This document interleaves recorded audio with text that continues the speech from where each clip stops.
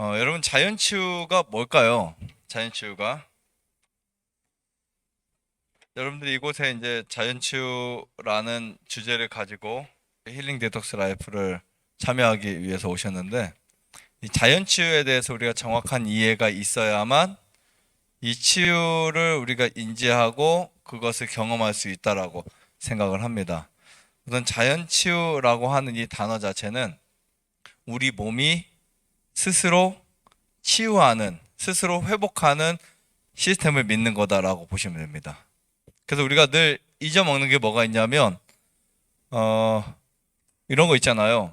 어디가 몸이 아프다, 아니면 어디가 통증이 있다라고 하면 보통 그것을 해결하는 그 방법의 접근성을 대부분 어떻게 생각을 해요? 뭔가를 먹거나 뭔가를 사용해야만 해결할 수 있다라고 생각을 해요. 그래서 많은 분들이 이곳에 오셔서 처음에 이렇게 자연치유를 시작하면은 저에게 뭐 더 해주실 것이 없나요? 라고 물어보는 분들이 참 많이 있어요. 무슨 말인지 아시겠죠?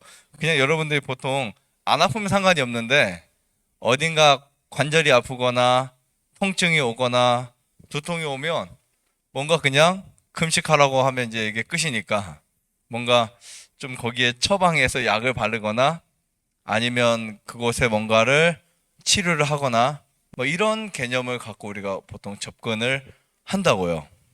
그래서 보통 이제 약물들이나 천연 치료제들을 사용해야 몸이 빨리 나을 것으로 생각하지만 사실은 그렇지 않습니다. 그것은 하나의 위안된 마음뿐이고요. 자연치유의 진짜 원리는 뭐냐면 우리 몸 자체에서 모든 것을 해결한다라는 것이 가장 중요한 원리입니다. 자, 만약에 내가 류마티스 관절염이 있다. 이거 어떻게 해결해야 될까요? 뭐 엄청 많습니다. 바를 거. 악마의 발톱도 있어요. 인터넷 찾아보시면 악마의 발톱이라고 하는 거 류마티스 관절염에 되게 도움이 돼요. 봉침도 있어요. 아니면 프로폴리스도 있고요. 그다음 온열 치료도 있고 추우면은 이 관절염 같은 경우는 더 힘드니까 몸을 따뜻하게 해줘야 돼요. 이런 여러 가지 요법들이 있어요. 하지만 가장 중요한 게 뭘까요? 동물성 단백질을 먹지 않는 거예요. 동물성 단백질. 근데 보통 일반적으로 동물성 단백질 하면 어떤 고기를 생각할 수 있겠지만 가장 단백질 함유량이 높은 우유나 유제품, 계란, 빵 같은 것도 되게 심각해요. 그래서 나는 고기를 안 먹었는데 빵을 많이 먹는다. 그러면 관절이 너무 아픈 거예요. 그러니까 이런 원리예요. 통풍이 있다. 그러면 뭐 발이든 뭐 손목이든 이렇게 시리잖아요. 아프잖아요. 바람이 이렇게 지나가는 통증이라고 통풍이라고 하는데 통풍이 있을 때 이걸 뭔가 여기를 치료하고 하는 그 방식보다 더 중요한 것은 뭘까요? 더 중요한 것은 치킨 안 먹는 거예요. 네, 요산이 많은 거 안 먹는 거예요. 요산 결정체가 거기에 형성이 되니까 만일 신장이 안 좋으면 신장에서 그걸 해독을 다 못한다고요. 그래서 자연치유를 아는 것은 우리가 무언가를 하는 것보다 더 중요한 것은 몸의 시스템을 알아가는 것이다. 이렇게 이해하시면 돼요. 자, 자가 면역 질환 같은 경우도 마찬가지예요. 자가 면역 질환, 내 몸이 나를 공격한다고 보통 일반적으로 믿고 있어요. 몸 중에서 무엇이 백혈구가 백혈구는 임파구와 과립구로 나눠져 있는데 그 중에 백혈구 시스템에서 문제가 생기면 백혈구가 많아져요.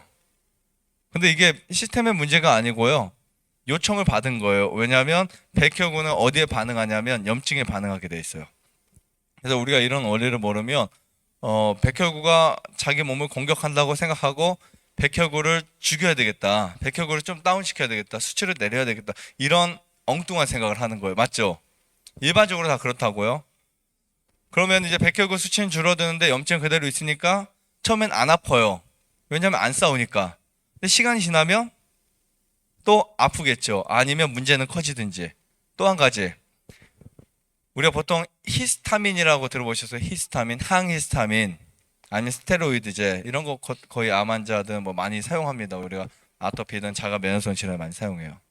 그런데 히스타민이 왜 나올까요? 히스타민이 제가 뭐 수없이 강의를 해왔었죠. 저번 기수에도 히스타민에 대한 이야기. 히스타민이 왜 나오냐면 혈관을 팽창시키기 위해서 필요한 물질이에요. 그래서 부신해서 우리 몸에서 어떤 문제가 생기면 그 문제를 해결하기 위해서 출동할 수 있는 게 사실은 백혈구들이잖아요. 그죠? 마치 우리가 사고 나면 누가 먼저 와요? 경찰이 먼저 오잖아요. 그죠? 네, 마찬가지로 백혈구가 가야 된다고요. 근데 경찰이나 응급차가 가기 위해서는 뭐가 확보돼야 돼요? 길이 확보돼야 돼요. 그럼 길이 확보되기 위해서 이 히스타민이 혈관을 팽창을 시켜요. 수축된 혈관을 팽창을 시킨다. 그러면 무엇이 많이 가요? 당연히 혈액이 많이 가겠죠. 그러면 히스타민은 할 일을 다 끝난 거예요. 얘는 그거밖에 하지 않아요. 그래서 자기 일이 다 끝나고 나면 간에 와서 사라져 줘야 되는데 그렇지 않은 히스타민이 어떻게 되냐면 우리 몸을 곳곳 돌아다니면서 필요 없는 곳에서까지도 자꾸 혈관을 팽창시켜 버리니까 이상 반응 증후군이 생긴다고요. 그래서 이거를 보통 약물로 어떻게 해요? 약물로 사라지게 만들죠. 근데 지금 히스타민이 남아서 문제가 아니고 간이 좋지 않으니까 히스타민이 없어지지 않는 것을 억지로 히스타민을 없애거나 아니면 문제가 있는 곳에 문제를 해결하기 위해서 히스타민은 계속 작용을 하는데 그것을 일찌감치 없애버리면 몸은 간지러움이 사라질 수 있어요. 당분간은. 시간이 지나면 또 간지러워지거나 아니면 그 문제가 더 커지거나 이런 현상이 일어날 수 있어요. 그러니까 자연치유와 현대의학은 이런 차이라고요. 이해하시겠죠? 네, 자연치유와 현대의학의 차이는 현대의학은 끊임없이 어떤 증상을 완화시키기 위해서 그리고 그 결과를 없애기 위한 방법을 끊임없이 찾는다고요. 그러다 보면 증상은 없어지고 완화될 수 있겠지만 시간이 지나면 그 증상은 다시 더 커지거나 아니면 그 증상이 다른 양상으로 나타날 수도 있다는 겁니다. 지금 제가 이거 말씀드리는 것은 아주 뭐 그냥 100분의 1도 안 되는 하나의 예고요. 약물을 사용한다는 것은 대부분 이렇다라고 보시면 돼요. 혈압이 있으면 무엇을 고쳐야 돼요? 혈압이 있으면 혈액에 문제가 되는 원인을 고쳐야 되겠죠. 그런데 혈액에 문제가 되는 원인 중에 하나가 고지혈증이라고요. 우리 혈액을 보시면 그 지방들이 하얗게 있었잖아요. 그죠? 그런데 고지혈증을 해결하면 혈압이 뚝 떨어지는데 물론 심장에 문제가 있든 아니 신장에 문제가 있든 해서 늦게 떨어진 혈압도 있긴 하지만 대부분 고지혈증이 문제라고요.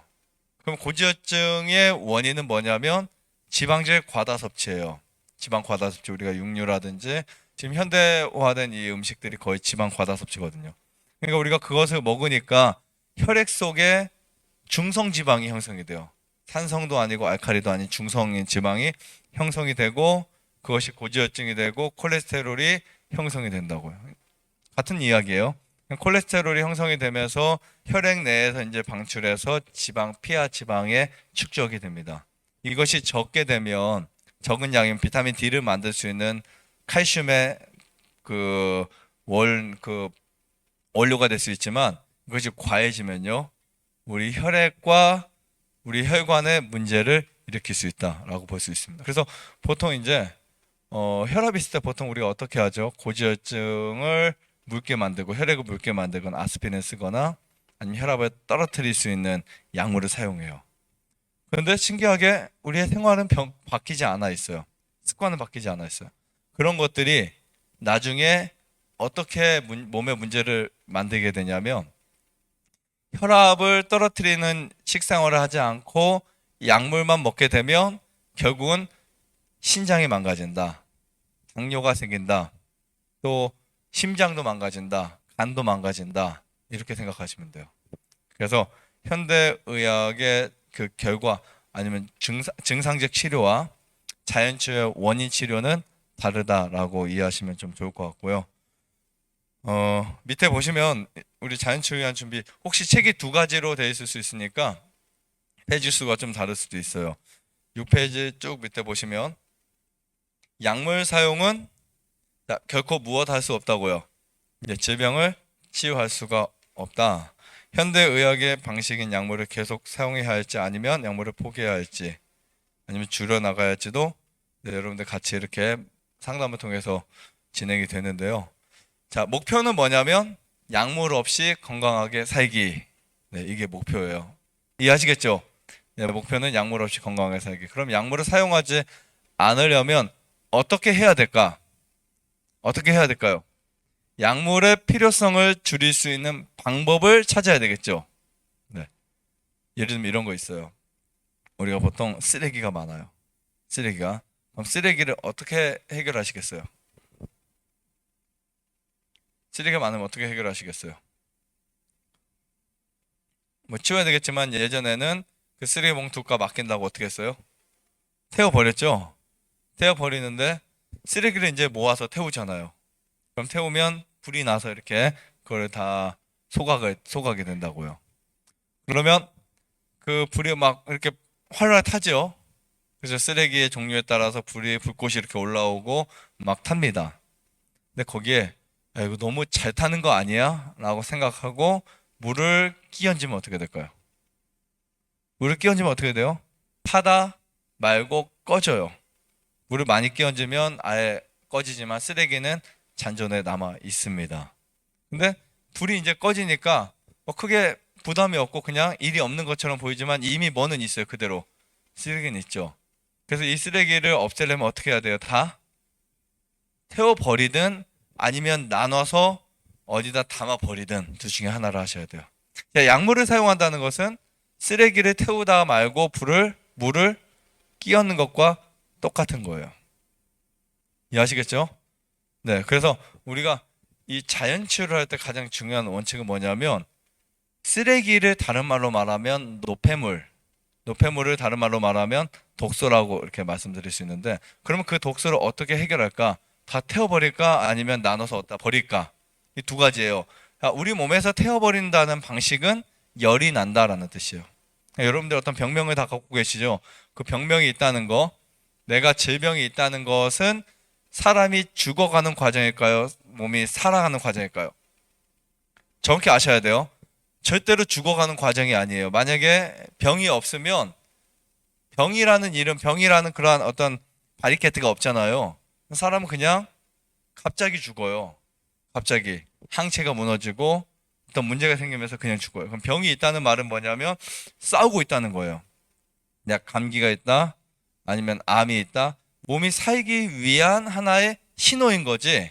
그것이 죽는 신호는 사실 아니에요. 몸이 통증이 있다. 그것은 몸이 스스로 끝까지 살려고 하는 노력인 거지 죽으려고 하는 노력이 아니에요. 그래서 우리는 보통 이런 부분을 어떻게 받아들여야 되냐면 감사하게 받아들여야 돼요.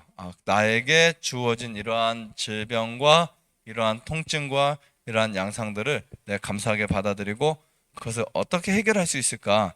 여러분 그런 그 통증이나 그런 반응들이 없으면 어떻게 해결하겠어요? 그렇죠? 그래서 우리가 그런 것들을 충분히 이해하고 인식하고 가는 것이 너무 중요하다고 생각합니다. 그래서 어, 약물이 인체에 유해한 결과를 남기는 것을 모르는 사람이 거의 없어요. 맞죠? 우리 대한민국 사람들 대부분이 약을 그렇게 꼬박꼬박 챙겨 드시는 분들도요. 약은 좋은 걸까요, 나쁜 걸까라고 말하면 대부분 좋은 거가 아니라고 생각해요. 근데 왜 약을 계속 먹을 수밖에 없어요? 저는 진짜 약을 많이 드신 분들 중에 이분이 약을 다 긁어 모아서 버린 걸 딱 보아서 저에게 사진 찍어 주셨는데 쓰레기 봉투 20리터에 꽉 찼었어요. 네. 와, 본인이 그걸 버리면서 감동을 받았어요.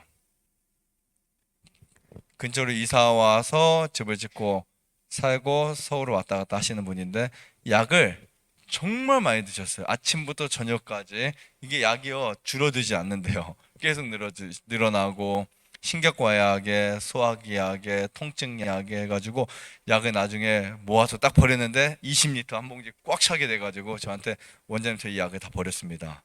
라고 이제 이야기를 하시더라고요. 그리고 이제 이분이 그 약을 다 끊었는데, 몸이 더 좋아졌어요. 몸이 더 좋아졌어요. 그리고 행복한 삶을 찾게 되었어요. 되게 두렵지 않아요, 사실은요. 어떻게 보면 약을 버린다는 것은 되게 두려운 일이에요. 때로는 그것이 생명과 연관되어 있는 부분도 있다고 생각이 되고, 때로는 그것이 우리 몸에 어떤 그 조절을 해준다고 생각을 하고, 갑상선이든 관절염이든, 때로는 더 변형이 일어나지 않게, 때로는 문제가 생기지 않게 그것을 우리가 믿고 신뢰하고 먹는데, 문제는 뭐냐면 약물을 먹고 사용하는 이 시간이 길어질수록 몸이 더 좋아지는 게 아니라 더 나빠지고 있었다는 거예요. 한번 생각을 해보세요. 혈압약을 드시는 분들이 혈압약을 끊을 수 있을까 없을까요? 끊을 수 있는 방법은 딱 하나밖에 없어요. 음식을 바꾸지 않으면 끊을 수 없어요. 매일 술 마시고 고기 먹고 하는 사람이 혈압약을 먹었다. 그럼 혈압약을 꼬박꼬박 챙겨 먹어요. 1년 후에 약이 끊어질까 안 끊어질까요? 절대 안 끊어져요. 근데 그 사람이 현미밥으로 밥을 바꾸고 고기를 콩으로 바꾸고 이렇게 물을 바꾸고 운동을 하고 하지 않는 이상은 약을 끊을 수가 없습니다. 그게 현실인 거예요. 그럼 약은 약이 아니었어요. 맞죠? 약은 오히려 그냥 현재 증상만 완화시켜서 병을 더 크게 만들었던 현실을 우리가 알 수 있습니다. 자연치유 원리는 우리 인체가 질병과 싸우는 프로그램이에요. 그래서 사실 우리 몸은요 정말 놀랍습니다. 우리가 먹는 음식들 있죠. 먹는 음식들이 영양이 돼요. 그래서 미네랄, 비타민, 단백질, 탄수화물, 지방질, 또 뭐 여러 가지 그런 파이토케미컬이라든지 아니면 효소라든지 이런 것들이 있어요. 근데 그런 것들이 물론 양이 적든 많든 우리 몸에서 꼭 필요한 부분을 충족을 시켜줘요. 필요한 부분을 충족을 시켜주는데 그런 영양소 하나하나들이 우리 몸에서는 굉장히 필요한 것들이 될 수 있고 때로는 그것이 굉장히 많아서 문제가 되는 것들이 있어요. 우리가 식사를 하면서 어떤 음식이 나에게 좋고 어떤 음식이 나에게 해롭다는 것을 우리가 많이 인식을 하지 않고 식사를 해왔잖아요. 네, 그 결과가 뭐가 되냐면 음식 영양의 불균형을 통해서 우리 몸에 질병을 가져왔어요. 제가 미네랄에 대해서 정말 할 말이 정말 많은데 미네랄 같은 경우도 마찬가지예요. 미네랄 나는 칼슘이 좋다고 해서 칼슘을 정말 많이 먹었는데 흡수될 수 없는 칼슘을 많이 섭취했다 그러면 나중에 인이 부족한 거예요. 그러면 오히려 뼈에서 인을 빼와서 칼슘 농도를 바꾸다 보니까 칼슘이 오히려 더 부족하게 돼요. 이런 거 있죠. 칼슘 좋다고 우유 매일 마시고 막 그런데 뼈는 더 약해져 있어요. 실제로 우유를 많이 마시면 뼈가 더 약해져요. 100%. 그리고 우유를 많이 마시면 몸이 산성화돼 버려요. 칼슘이라고 생각하는데 왜 그럴까? 봤더니 우유의 미네랄은 우리 몸에 안정적이지 않다라는 거예요. 이해하시겠죠?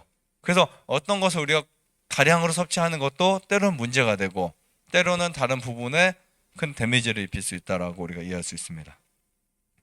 자, 그 중간에 보면 자연 본능적 치료라는 단어를 제가 썼어요. 자연 본능적 치료. 자, 인체 자체의 치유력은 내가 무엇을 하지 않아도 일어나는 원리예요. 이건 뭐냐면 생각을 해보세요. 여러분들이 만약에 내가 음식을 먹었어요. 내가 음식을 먹었는데 음식이 내가 소화를 시켜야 되겠다 생각을 한다고 소화가 될까요? 아니면 내가 음식을 먹었는데 이거는 한 3시간 동안 소화시키지 말고 4시간째부터 소화시켜야 돼. 내가 5시간 후에는 음식을 안 먹을 거니까 그때까지 소화하지 마. 이렇게 한다고 해서 위가 안 움직일까요? 아니죠. 나의 개념과 의지와 상관없이 우리 몸에서 하는 것들이 있어요. 그 신경들이 있어요. 무슨 신경을 하죠? 그거를 자율신경이라고요. 자율신경. 이 자율신경은 크게 두 가지로 나뉩니다. 하나는 교감신경과 또 하나는 부교감신경이 있어요. 보통 우리가 릴렉스하거나 되게 마음이 편하거나 행복할 때는 이 부교감신경이 충분하다는 거예요. 많이 작용을 하고 있다는 거예요. 그런데 막 경직돼 있고 사람이 예민하고 까칠하고 그래서 건들면 막 폭발될 것 같은 사람들은 지금 교감신경이 너무나 우세하다는 거예요. 근데 이 교감신경이 우세하게 되면요. 과립구가 과해지고 림프구가 약해지면서 백혈구에 문제가 일어나요. 그런 사람들이 흔히 어떤 질병에 걸리냐면 혈압이라든지 암이라든지 이런 각종 질병에 걸려요. 그래서 자율신경에 문제가 오면 질병에 걸리는데 자, 이것은 우리가 음식을 먹고 운동을 하고 일광욕을 하고 뭔가를 하는 거 있죠. 그런 거를 다 이렇게 한쪽으로 놓고 자율신경 하나만 가지고 우리가 몸을 치료할 수 있는 확률이 50% 이상이에요. 그러니까 여러분들이 좋은 음식을 먹고 언제 나을까? 라고 계속 스트레스 받는 사람이 좋은 음식 먹고 그냥 때가 되면 낫겠지 라고 하는 사람에 비해서 훨씬 늦게 나는 이유가 그런 부분이에요. 자율신경 하나 때문에 몸이 치료될 수 있는 확률이 50% 이상이라고요. 이해하시겠죠? 그러면 앞으로 이렇게 생각하시면 돼요. 내 병을 치료하는데 가장 중요한 핵심은 생각의 차이다. 개념의 차이다라고 생각하시면 돼요. 내가 앞으로 나는 무조건 나을 수 있어.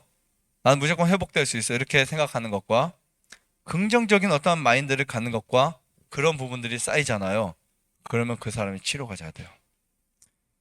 부정적인 개념이 형성이 되잖아요. 그럼 치료가 잘 안 돼요.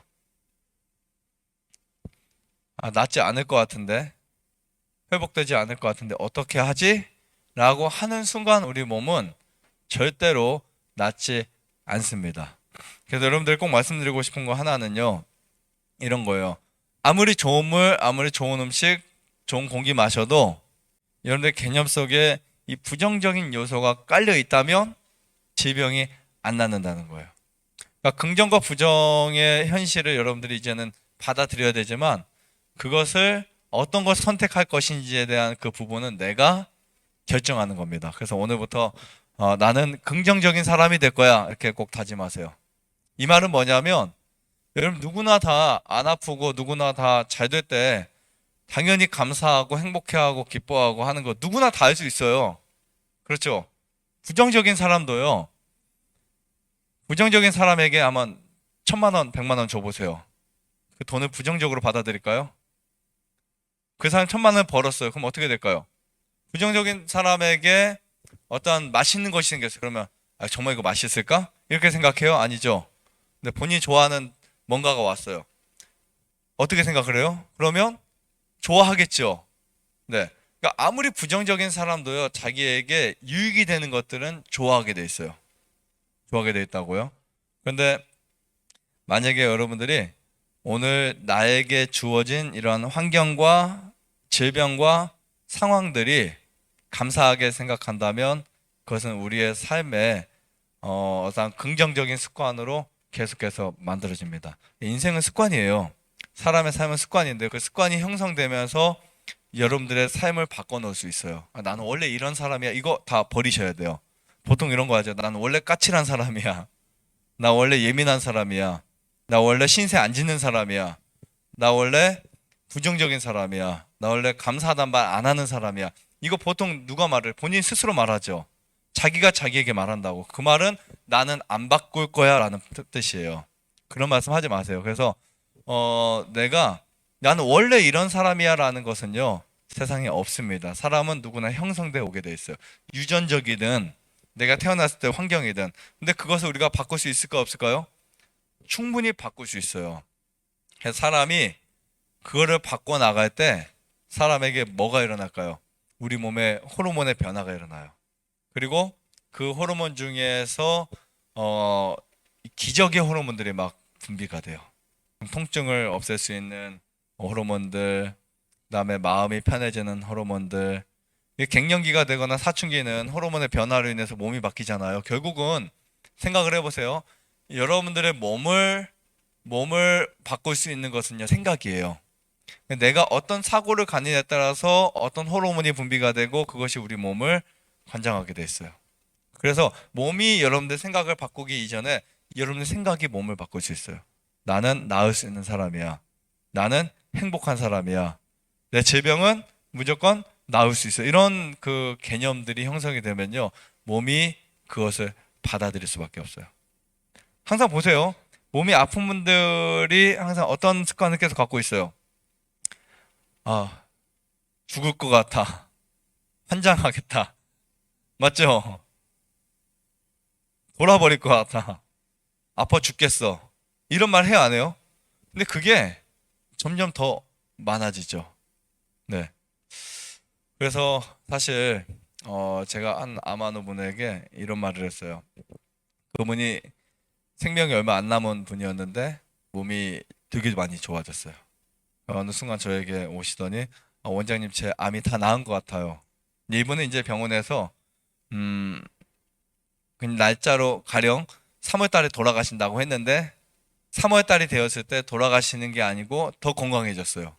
코피도 많이 나고 체온도 항상 떨어져 있고 그냥 막 되게 힘들었어요. 한 5, 6년 전에 오셨던 분을 알고 있는데 이분이 한 3개월, 4개월 지나면서 저에게 찾아오시더니 몸 다 나은 것 같다고.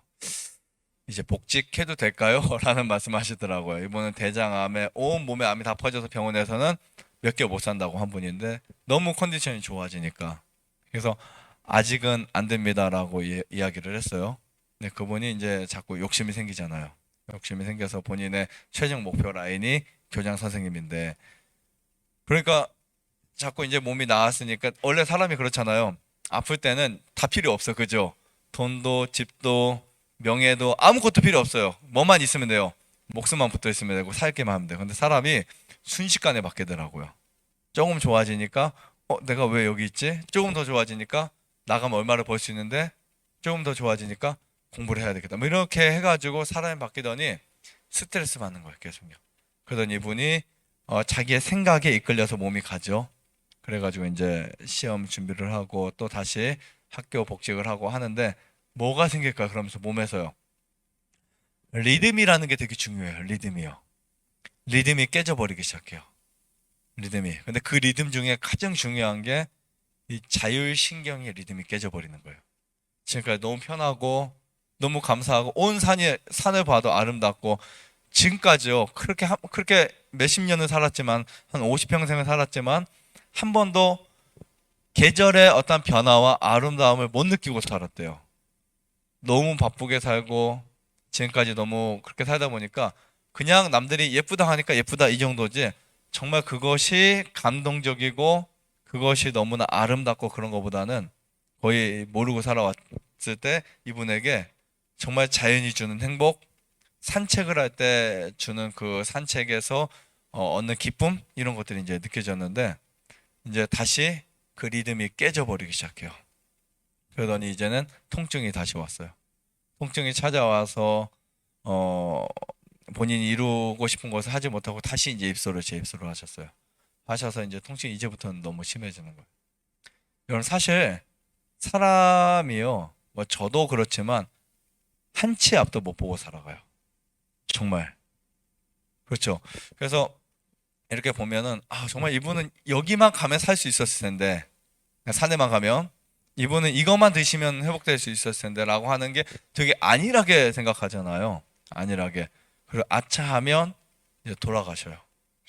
그런 일들이 종종 발생을 하세요. 근데 이제 이분에게 그런 일이 왔을 때 통증이 오고 그래도 이제 하나의 기회가 왔는데 이분은 이때부터 감사와 긍정적인 생각을 갖기보다는 부정적인 생각이 계속해서 마음속에 떠나지 않는 거예요. 그래서 이분하고 이제 이 상담을 했어요. 정신 상담을 했어요. 그러니까 이제 몸에 대한 것보다는 더 중요한 게 마음이었어요. 그래서 제가 찾아가서 선생님, 어, 감사에 대한 이야기들, 그리고 왜 감사해야 되는지에 대한 이야기들 한 30여 분 동안 대화했는데 그분이 눈물을 흘리면서 하시는 말씀이 근데 원장님은 암에 걸려보지 않았잖아요. 라고 저에게 따지시더라고요. 그러니까 네가 알면 얼마나 아냐 이런 뜻이에요. 그러니까 지금 이분은 되게 폭폭한 거예요. 억울한 거예요. 내가 열심히 했고 내가 정말 잘했는데 왜 어떤 사람은 낫고 어떤 사람은 안 낫고 나는 그 중에 안 난 사람이 됐을까? 되게 억울하고 되게 비통하고 그런 부분이 이제 원망이 되는 거예요. 그래서 저에게 이런 말씀하세요. 만약에 하나님이 나를 10년 정도 살려주시면 내가 감사할 것 같다. 10년 정도. 할 말이 있어요, 없어요? 없죠. 이게 이제 반항하는 마음이에요. 마음에서 올라오는. 야, 정말 내가 이렇게 됐는데 또 통증이 와? 내가 얼마큼 열심히 살았는데. 자, 우리가 포커스를 이제는 다른 데로 맞춰보자고요. 만약에 여러분 같으면 어떻게 했을까요? 내가 몇 개월 전에 죽어야 될 사람이 그래도 지금까지 살아있다는 게 감사한데 그거 다 까먹어버려요. 사람은 감사한 일에 대한 것이 아주 순간적으로 빠르게 지나가 버려요. 그래서 그거를 우리가 계속해서 간직해야 돼요. 계속해서 그것을 내가 생각을 해야 된다고요. 안 그러면 계속 빠르게 없어져 버려요. 그게 없어지고 자꾸 불평적인 요소들이 많이 생겨납니다. 근데 돌아가셨어요. 여러분 사실 이 자연치유의 진짜 원리를 우리가 생각해 보면 치유는 마음에서 일어난다 이렇게 보시면 됩니다. 그래서 사실 질병의 10중 8구가 마음에서 유래된 거예요. 그래서 여러분들의 생각과 개념과 습관이 어떻게 형성되냐에 따라서 몸이 바뀌어요. 결국은 여러분들의 정신적 사고가 마음의 어떤 부분이 몸을 다스려야 되는데 몸이 나의 습관을 다스리고 나의 마음을 다스리면 끝나는 거예요. 이해하시겠죠? 그래서 우리는 우리의 생각이 여러분들 생각이 여러분들 몸을 만드셔야 돼요. 그래서 내가 생각하고 내가 계획하고 내가 그것을 사고를 계속 정립해 나가고 그 가치관이 형성되면 내 몸도 바뀔 수 있다는 생각을 꼭 하셨으면 좋겠어요. 몸이 먼저 바뀌는 게 아니에요. 마음이 먼저 바뀌어야 돼요. 생각이 먼저 바뀌어야 돼요. 그리고 여러분들 습관을 바꾸기 위해서는 올바른 이성이 필요해요. 그리고 올바른 우리의 의지가 필요하다고요. 의지가 어디서 만들어질까요? 의지가 어디서 만들어질까요? 여기서 만들어질까요? 아니면 여기서 만들어질까요? 여기서 만들어질까요? 어디서 만들어질 것 같아요? 의지가 어디서 만들어져요? 의지가 여기가 아니고요. 여기서 만들어져요. 이마, 이 자리. 딱 이 부분에서 의지가 만들어요. 이거를 전두엽이라고 보통 말해요. 전두엽 들어보셨죠? 전두엽, 후두엽, 축두엽. 전두엽은 의지를 조절하는 곳입니다. 그래서 이 전두엽을 망가뜨리는 음식 절대 먹으면 안 돼요. 커피, 술, 담배, 고기들 이런 거 먹으면 전두엽이 계속 망가져요. 그러면 올바른 의지가 성립이 안 돼요. 그래서 올바른 판단을 하려면 반드시 전두엽에 해로운 거 끊으셔야 돼요. 전두엽이 이제 건강해지잖아요. 그럼 전두엽에서 우리 뇌를 관장을 하고 뇌 시상하부라든지 또 뇌 안에 신경세포들 있죠. 뇌 신경세포가 보통 이제 뉴런과 뉴런 사이에 있는 시냅스 이런 것들이 이 전두엽에서 시작돼서 우리 몸을 또 움직여요. 제가 이렇게 움직이는 거 그냥 왜 움직이는 거 아시죠? 생각이 움직여지는 거예요. 그런데 이게 0.00000001초 만에 이게 전달이 된다고요. 이게 사실 전기의 어떠한 우리는 전기로 되어 있는 하나의 굉장히 큰 신호에 의해서 몸이 움직이는 거예요. 만약에 왼쪽에 뇌가 하나가 이제 아주 약하게 손상이 되잖아요. 오른손 나는 움직이라고 하는데 못 움직이는 거예요. 그런 거 아시죠? 안 올라가요, 팔이. 이쪽에 뇌가 망가지면. 만약에 이쪽에 뇌가 망가지면 언어를 못 해요. 분명히 생각을 해서 언어가 나올 것 같은데 안 나와요. 뇌가 그만큼 중요한 곳이에요. 여러분들이 오늘 이 자연치유의 가장 그 큰 원리 중에 정말 올바른 마음을 갖자. 앞으로 내가 치유될 수 있다는 생각뿐만이 아니라 긍정적인 마인드를 가지고 살아가자. 이 뇌를 잘 관리하고 올바른 생각과 올바른 정말 습관이 형성될 수 있는 이 준비를 하게 되시기를 간절히 바랍니다. 좋아요, 구독, 안에다가 눌러주세요. 눌러주세요.